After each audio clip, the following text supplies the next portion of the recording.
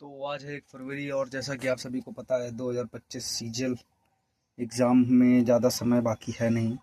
सिर्फ और सिर्फ 5 महीना है अराउंड, उसमें पढ़ना है, रिवीजन करना है। बट मैं ये 2025 के लिए टारगेट नहीं कर रहा हूँ।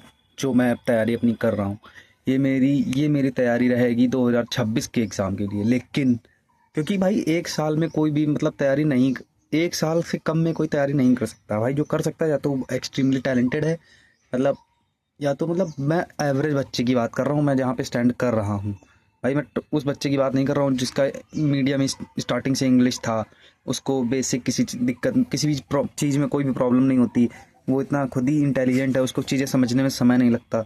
तो मैं उनकी बात नहीं कर रहा हूँ, मैं अभी इस लेवल पे बात कर रहा हूँ जिस लेवल पे मैं हूँ खुद। मुझे भी भाई तकलीफ़ होती है समझने में, हर चीज़ बार बार हमें पढ़ना पड़ेगा। तो इसीलिए मैं आज से तैयारी शुरू कर रहा हूँ और ये मैं सीरीज़ कंटिन्यू रोज़ की रोज़ लाऊंगा। मैं जिसमें जितना पढ़ूंगा मैं वो बताऊंगा, डेली टारगेट वगैरह जो भी है मेरा पूरा शेड्यूल वगैरह रहेगा, जिससे मुझे खुद को हेल्प रहेगी कंटिन्यू अपनी स्टडीज़ रखने में। क्योंकि ऐसे ये रहता है ना कि मुझे वीडियो भी अपलोड करनी है तो लाओ थोड़ा पढ़ ही लूँ, नहीं तो मैं पता है क्या करता हूँ, मेरे में इतना है कि मैं 12-12 घंटा पढ़ सकता हूँ, बट सिर्फ 3 से 4 दिन, इससे ज़्यादा मैं नहीं कंटिन्यू रह सकता भाई।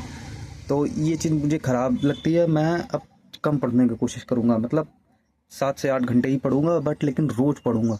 तो ये मेरे लिए सही रहेगा और अपनी कंटिन्यूटी बनाने के लिए मैंने ये चैनल खोल रखा है। तो इससे आपकी भी हेल्प होगी शायद से, और मेरी तो होगी ही होगी।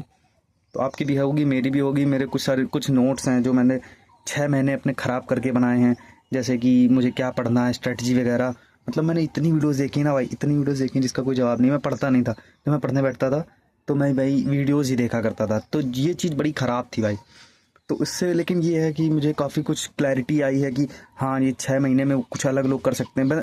क्योंकि मैंने पहले बहुत देखा था कि 6 महीने में ये कुछ नहीं है, आराम है, ये बहुत सिंपल सा एग्ज़ाम है भाई, ऐसा कहीं कुछ नहीं है। और ये अलग अलग लोगों पे डिपेंड करता है, लेकिन मिनिमम आपको 1 साल की तैयारी चाहिए अगर आपको कुछ भी नहीं पता है तो। और दूसरी चीज़ कि अब जो सिलेबस आ रहा है वो पूरी तरह से कॉम्प्रिहेंशन पे हो गया है भाई। एरर के मुश्किल से, मेंस की बात कर रहा हूँ, मुश्किल से 2 से 3 सवाल देखने को मिलते हैं एरर के। वो भी ऐसे एरर हैं कि आप आराम से इसको कर सकते हैं, हो जाएंगे आपसे। और बाकी सब कुछ कॉम्प्रिहेंशन पे आता है भाई साहब। PQRS इतना पूछा जा रहा है। और हाँ, एरर में आपको बेसिक वाले एरर नहीं पढ़ने, सिर्फ आपको एरर पढ़ने हैं। वो मैं बता रहा हूँ कौन से पढ़ने हैं। वो पढ़ने हैं एक्टिव पैसिव, वो आते हैं, अच्छे आते हैं उसके 3-4 क्वेश्चन, 3 क्वेश्चन आ जाते हैं। और एक होता है वो डायरेक्ट इनडायरेक्ट स्पीच वाला, वो भी पढ़ना है, वो बढ़िया आते हैं, वो भी 3 तक क्वेश्चन आ जाते हैं। बाकी और कोई एरर नहीं पढ़ना, जैसे जो होते हैं नाउन वाली मिस्टेक, प्रोनाउन, एडवर्ब, एडजेक्टिव, इन सब वाली जो रूल वगैरह होते हैं, सब बहुत ज़्यादा डीपली नहीं पढ़ने हैं। आराम से पढ़ो, हो जाएगा, कोई भी दिक्कत नहीं है। और ये सब चीज़ें। और रही बात, मैं तो बोल रहा हूँ कि भाई एक बुक कोई फॉलो कर लो या अपना कोई बैच ले लो, उसी से पढ़ो, ज़्यादा नहीं करना है।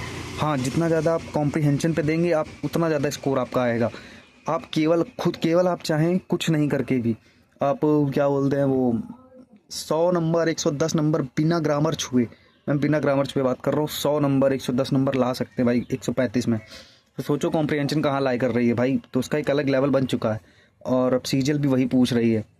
सो इसलिए आपको भाई, मैं तो कॉम्प्रिहेंशन पे ज़्यादा फोकस करूँगा। और रही बात मैथ की, तो सभी को पता है, मेरे पास अभी नोट्स रखे हैं, मैं वो आपको दिखाऊंगा अभी, तो उसकी कोई टेंशन ही नहीं है। बाकी मैंने अपना कोर्स वगैरह ले रखा है, मैं बताऊंगा नहीं किस टीचर से ले रखा है, क्योंकि ऐसे आदमी बोलता है ये प्रमोशन हो रहा है, ये वो कुछ नहीं, नॉर्मल सा, जिससे भी पढ़ना पढ़ो भाई, सब बढ़िया है। जिसका समझ में आए उसका कोर्स ले लो, आराम से उसी से पढ़ो, एक कंटिन्यू होके पढ़ो। और कंटिन्यूटी में मैं आपकी मदद करूँगा, आप मेरी मदद कीजिएगा। That's it. सो आज के लिए इतना ही। Thank you.